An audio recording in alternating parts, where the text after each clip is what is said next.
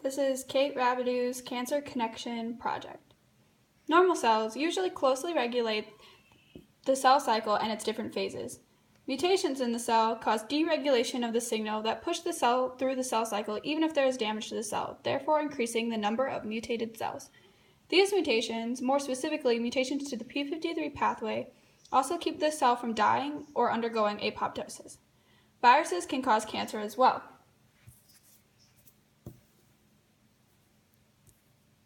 Viruses such as EBV and HBV inject their DNA into the cell, which can cause the upregulation of transcription factors, promote cell replication, and silence tumor suppressant genes.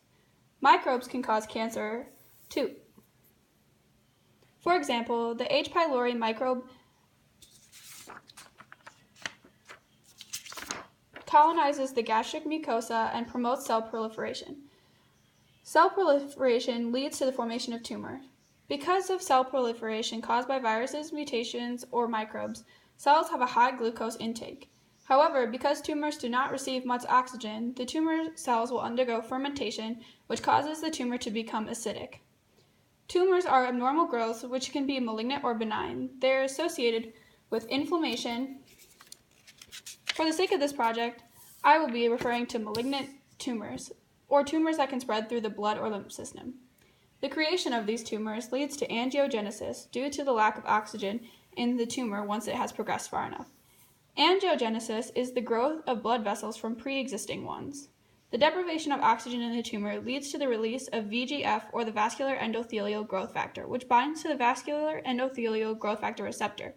This causes the surrounding cells to differentiate into endothelial cells and divide. Endothelial cells line the interior of blood vessels. But wait!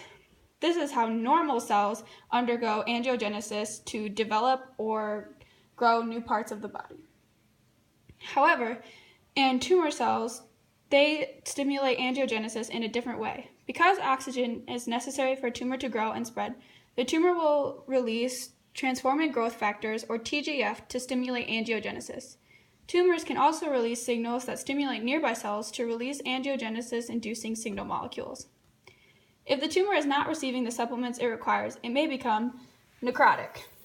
Necrosis is unplanned cell death because cancer cells inhibit apoptosis due to the mutations of p53.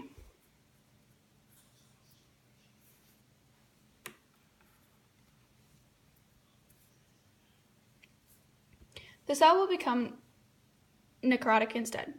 This occurs when the cell is hypoxic or is not receiving oxygen. Because the cell does not undergo planned cell death, phagocytes are not signaled to clean up the debris, causing an inflammatory response. Oh no! Necrotic tumors are sometimes more likely to metastasize as well. Metastasis is the development of secondary malignant growth at a distance from the primary site of cancer. The new blood vessels formed through angiogenesis supply the tumor with oxygen and nutrients. It provides a way for the cancer to spread. For a tumor to be able to metastasize, it needs to be able to break away from the primary tumor and enter the bloodstream or lymph system.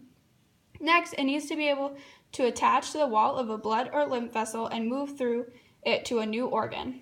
Then it needs to survive and grow in a new location. It is most likely to survive in an environment similar to its original environment. Finally, the tumor cells needs to be able to avoid attacks from the immune system.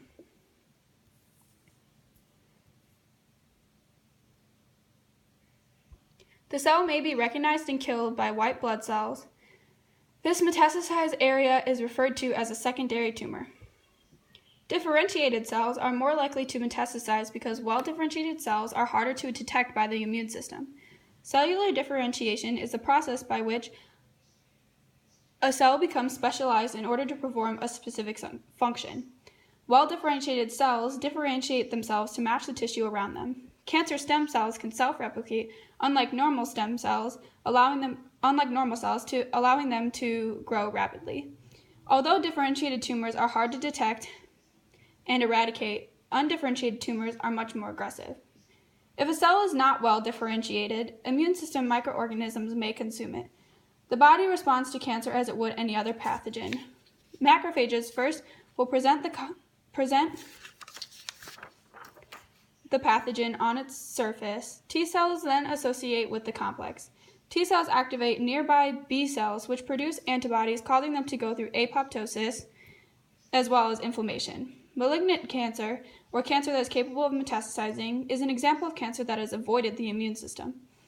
Cancer can suppress the immune system by upregulating and activating proteins that inhibit the immune system. Cancer can also create cells that cannot be presented by macrophages and cause T cells to develop incorrectly. Another way cancer leads to a compromised immune system is through chemotherapy. Chemotherapy is one way to combat cancer and tumor growth.